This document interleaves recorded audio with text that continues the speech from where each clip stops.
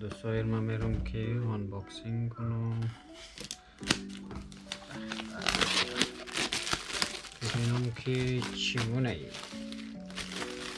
داستانش چی به چی هست.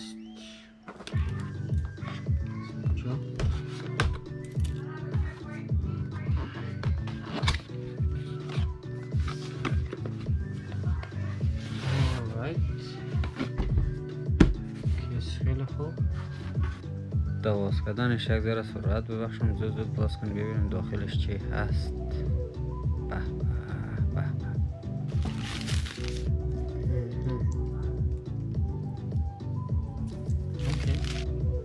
اینم باقی مخلفاتش از قبیل سیمی چارجر، آداپتور، کتابچه راهنمایی و باتری و بقیه اجناس. 3 دانه باتری. باتری که ما کیسته ما قبول داریم. ما کامبویش گرفتم که کامبو کدی 3 دانه باتری میه، کدی از این گاید و کدی از این چند فنگا سامانای اینه. چقدر ریزه ای.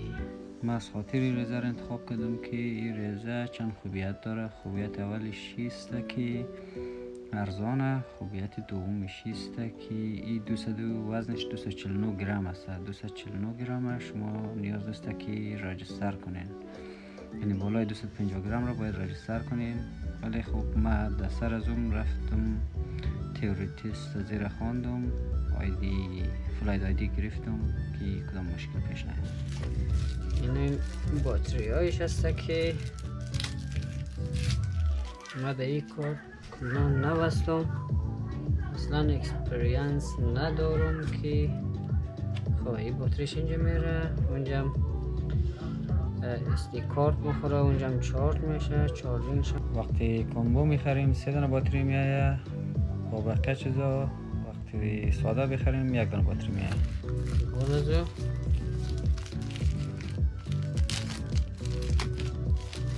این چیسته؟ اینم کنترلش هسته. چه رقمی باز میشه؟ کنترلر. اوکی، این رقمی است.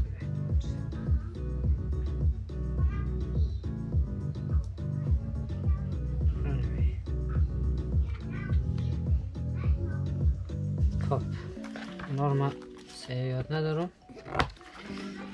دوستا یاد بگیرم. کارکلو که درونه. خب باتریش هم که اما رو بزنم در چارج. باتری خیلی مهمه که همیشه چارج داشته باشه. موتر همیشه تل داشته باشه، باتری همیشه چارج داشته باشه.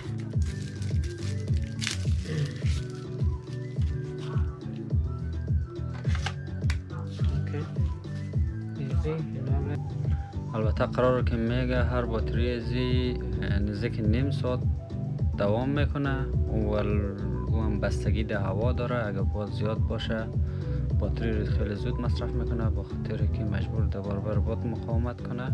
اگر هوا خوب باشه امکان داره اون دور برای 30 دقیقه را در هوا بمانه تا این اعلان کنه که تمام شدم، بلیاز خدا مرا تا کنیم دیگه. حالا میریم که آماده میشیم بریم فلایت کنیم. ما برای اولین بار آمدم میخوایم که پرکتیس کنم دیگه. یعنی گاید مایدش جور کردم، نصب کردم. این هم کنترلرش. کامرا را در پیشانی خود بند منم، مرمی تیر کرده و آماده شلیک در هوا. منال کنیک شد، یک صدا میده.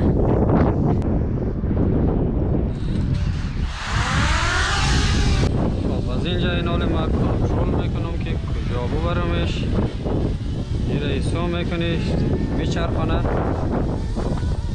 باد خیلی زیاده، اذیت میکنه، ایش بالا میبره، میکنه ایش تا میاره، ایش بیچرخانم روش طرف خودیم.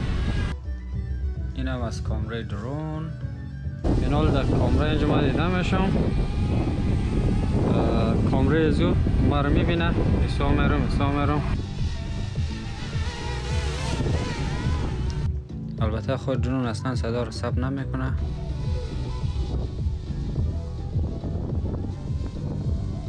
یعنی قسمت ها رو ما بعداً صدای خود سرش ثبت کردم.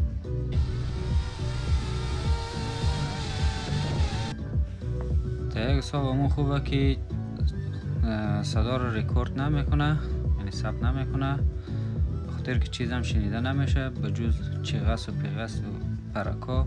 فقط که در شهر زنبور در آمده باشی زنبورداری میکنی، یعنی خیلی زیاد چغس و پیغس میکنه. ما دو قسمت ها که کدی کامره درون فیلم گرفتم اونجا را صدا رو تا کردم، یعنی این قسمت ها را من صدا رو تازه پایین کردم. فقط فیلم شما میتونید که درون فقط فیلم بگیرین و بیارین رویش کدام صدای دیگه ادیت کده بندازین، صدای خودتون، صدای موزیک، صدای وطن ملی بندازین. حالا هرچی خوش داشتین میتونید بندازین، ولی خود درون کدام میکروفون نداره که براتون صدا رکورد کنه. اگر رکوردم کنه هیچ به درد نمیخوره، به خاطر که به جز قیقس و چیغس چیز دیگه شنیده نمیشه. و قسمت هایی که ما کدی کامره خود درون فیلم گرفتم صدا بسیار زیاده که ما او رو پایین میکنم وگرنه گوش خراش هسته.